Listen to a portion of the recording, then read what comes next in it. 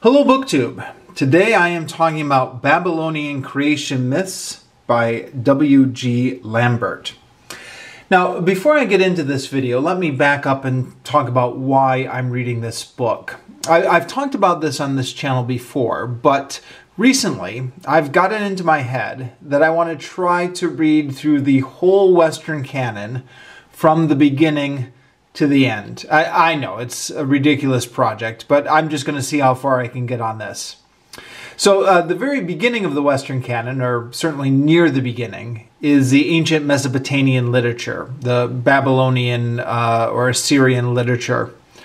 And the Babylonian creation story is called the Enuma Elis. And I ordered this book through interlibrary loan a few months ago and got a copy of it through my local library and discovered that the edition that my library had was included commentary by somebody who was a UFO conspiracy theorist and was trying to illustrate how the Enuma Elis illustrated the existence of interplanetary travel and alien life forms. In other words, it was a little bit of a crackpot commentary, even though the actual text of the Enuma Elis was the real text. The commentary around it in that edition was a little bit ridiculous. So I did read it, and I did review it on this channel, but as I said in my review, I said, I don't think I can let this count as me reading the Enuma Elis. I'm going to have to find a respectable edition of this book that has actual scholarly commentary on it, or at the very least, something that was not edited by a UFO conspiracy theorist. So I went back to my library, and on the library computer system, they didn't have any other editions entitled the Enuma Elis, but they did have collections of Babylonian myths, which included the Enuma Elis. So this is what I got from interlibrary loan. It is, I don't know how well you can tell this through the camera, but this is a big, heavy book. This is like one of those old school textbooks. This is a real doorstopper of a book, which I did not realize when I was ordering this from the library, because it was just a title on the computer page. But it's a little bit heavy to put in your backpack when you're going into work, but it is readable, and I have read it, and so here I am.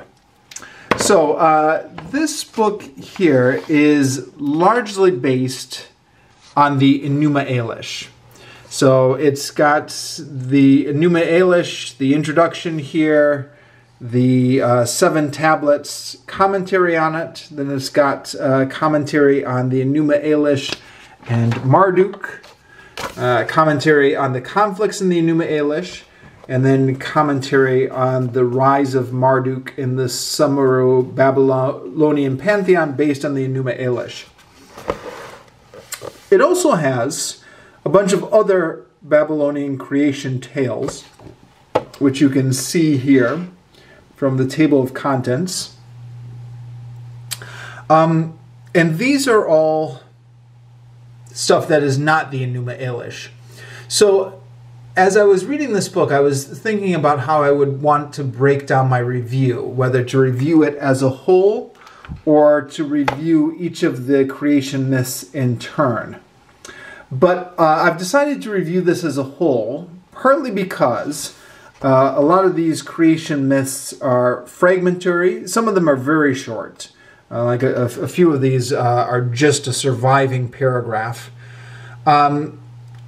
As well as the fact that in the conclusion, we come back to the summary at the end, which is again about the Enuma Elis, and it becomes clear in the conclusion, or the summary here, that these further Babylonian creation tales are being presented here by way of compare and contrast with the Enuma Elis. So this whole volume is really centered around the Enuma Elish, even though it's called Babylonian Creation Myths in the plural.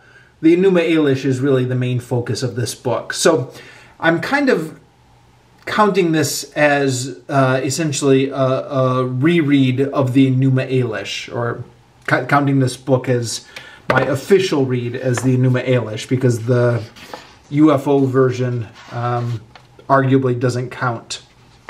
So I'm going to be talking about this book in general terms about what the reading experience of this is like.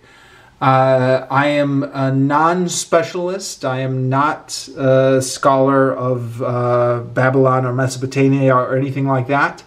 So I'm going to be describing what the reading experience of this is like for the non-specialist. So that being said, this book is aimed at the specialist. There are all sorts of notes about the grammar and the word choice in the original Akkadian. And a lot of the commentary is based on commentary about the actual original text, which I can't read.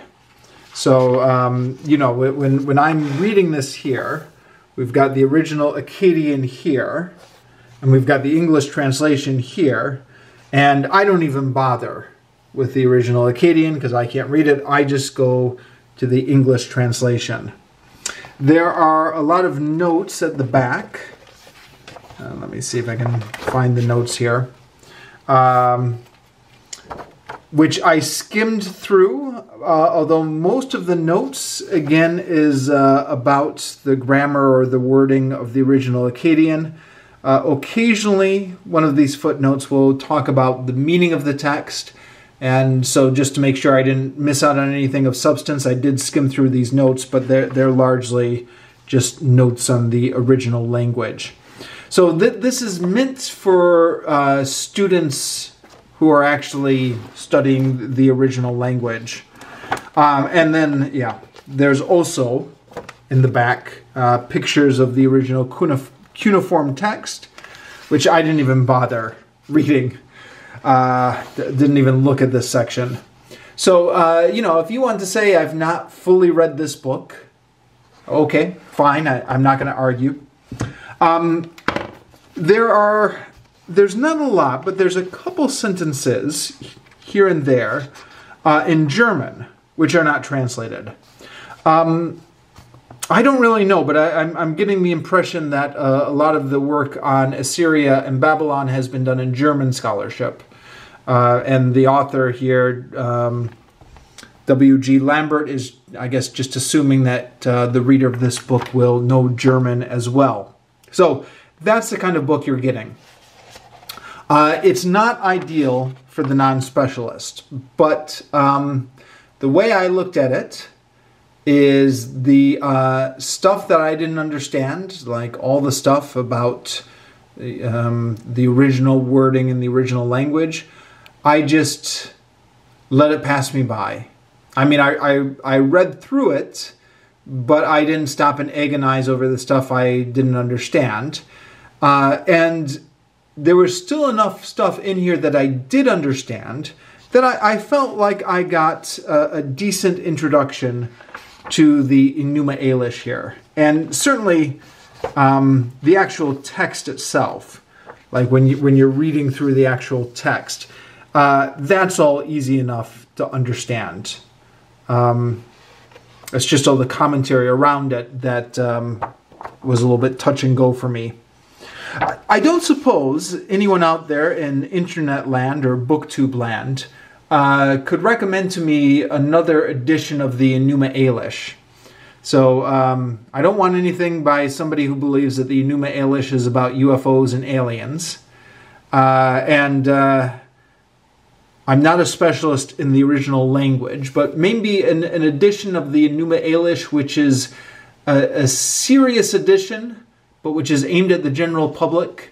Let me know if you know of anything or if you've read anything. Of course, I'm limited to what my library has what I can get through interlibrary loan at my local library, but always interested in recommendations. So anyways, yeah. What of note did I pick up from here? Well, like I said, there's a whole section on further Babylonian creation tales, which I read through. Again, a lot of the commentary here was over my head, stuff about the original language, but read through it and did my best to pay attention. One of the dangers of reading a book like this is that there's so much stuff that's over your head. Sometimes there's a danger of tuning out and then forgetting to tune back in again when you get to stuff that is actually readable. And that was something I had to fight with as I read my way through this book. But for the most part, I think I tuned into the stuff that was at my level. Anyways, the point being, once you read through this addendum of other Babylonian creation tales, and when you read through the various commentary and the other traditions that were in the Mesopotamian literature, it becomes clear, as the author makes clear in his summary as well, that the Enuma Elish was not the creation tale in Babylon. It was just simply the most famous Babylonian creation tale. But there were a lot of other traditions going on here. So, I'm constantly learning as I read. I think in my previous video on the Enuma Elish, I might have said that it was the Babylonian creation story and that the biblical writers were borrowing directly from the Enuma Elish. But the biblical writers, I guess, to the extent that they were influenced or borrowing from the Babylonian myths at all, may have been borrowing from them generally. I think I mentioned this in my previous video on the Enuma Elish, but a lot of the interest in the Enuma Elish comes from biblical studies, either comparing what's different in Genesis or the other Bible creation stories, or what's similar.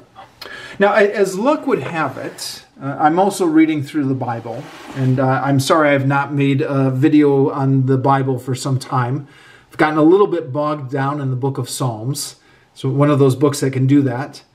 But as luck would have it, just this week I was reading Psalm 74, which is one of the Psalms which appears to be borrowing from the Babylonian creation myths. So because I was just reading that this week, I thought I would point this out. So Psalm 74, this is from the Jerusalem Bible. Yet my God, my King, from the first author of saving acts throughout the earth, by your power you split the sea in two and smashed the heads of monsters on the waters. You crushed Leviathan's head, leaving him for wild animals to eat. So this is an account of the origin of the world, which is not in Genesis. But this idea that in the beginning there was a fight against the sea, and the sea monsters that were subdued. This is something that is in the Enuma Elish. And again, maybe comes from these earlier myths.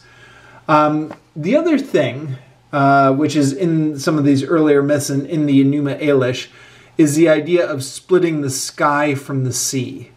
And again, this is, of course, directly paralleled in Genesis. So that's, and I've also heard there are 7 tablets in the Enuma Elish, that the Genesis story of the 7 days of creation was meant to parallel the 7 tablets in the Enuma Elish.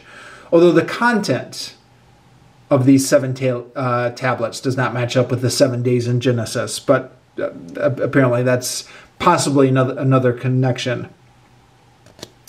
But what we get in the Enuma Elish, if you've not read it, it's a little bit interesting. So the summary of it that I had heard way back in middle school was that the god Marduk killed the god Tiamat and then split Tiamat in two and used her to create heaven and earth. So a much more violent creation story than that in Genesis, although there are echoes of this creation story again in Psalms and in Job. But when you actually read through the Enuma Elish, the plot has a few more zigs and zags than is often presented in that short summary. So you start off with the gods Apsu and Tiamat, and they beget some other gods. So there's this whole genealogy of gods. And then Apsu and Tiamat are annoyed by the noise that are made by the younger gods. Tiamat doesn't want to hurt the younger gods. She says that they're our own progeny, we can't hurt them. But Apsu is influenced by his advisor. What was his advisor's name again? Mumu, I believe. And Mumu, as is pointed out in the commentary here in this edition, Mumu, here it is, yes. Mumu appears out of nowhere. He's not accounted for in the genealogy of the gods. So he is, as is pointed out here in the summary and elsewhere in the commentary in this book, he's integrated from earlier versions of the myth. So Apsu, under the influence of Mumu, wants to wipe out the gods. And then Ea, who I guess is the trickster god, gets wind of this and lulls Apsu to sleep, kills him, and then binds Mumu up. Sorry, it's not Mumu, is it? It's Mu. Oh, maybe it is Mumu. I don't know. Binds Mumu up and seems to be in control of the situation. But when Tiamat hears about this, she goes nuts, and now she is going to wipe out all the gods. Now, as the commentator points out, sorry, when I say commentator, I mean W.G. Lambert, the author of this book. As he points out, there's some inconsistency with how Tiamat is portrayed. She's, on one hand, is sometimes portrayed as the sea. So she is the sea personified, this watery being, primeval being. But at other points, she's portrayed as like a monster or a dragon. And in the battle between Tiamat and Marduk, Tiamat is not portrayed as a watery essence. She's more portrayed as a physical being. So we seem to be jumping back and forth between these two portrayals. And as W.G. Lambert points out, that's, again, because the myth is borrowing from different earlier material. But anyways, Tiamat is going to destroy everybody. And she elevates Quingu to her spouse and gives Quingu the Tablet of Destinies. Quingu is another character who seems to appear out of nowhere. There are Ea, the original god who killed Apsu, is not able to kill Tiamat. He tries, but he's too afraid. Anu, who's the king of the god, who's got king of the gods, who's got a very low-key presence in the Enuma Elish, although W.G. Lambert points out that he is comes from older traditions in which he played he was much more prominent in the Babylonian pantheon. He selects a couple other gods to go against Tiamat, but they both turn back out of fear. So finally Marduk is nominated to go and defeat Tiamat, which he does, and then the rest of the Enuma Elish is praising Marduk and giving him supremacy over all the rest of the gods, and also elevating Babylon's place as the center of the world. So one of the points in this commentary is that the Enuma Elish is not the original creation story, but it's a creation story designed to explain the rise of Marduk, who is the god of Babylon, into the pantheon. Prior to this, the gods, there were a lot of different local gods who all shared equal space in the pantheon, but now we are elevating Marduk up into this position in the pantheon. That's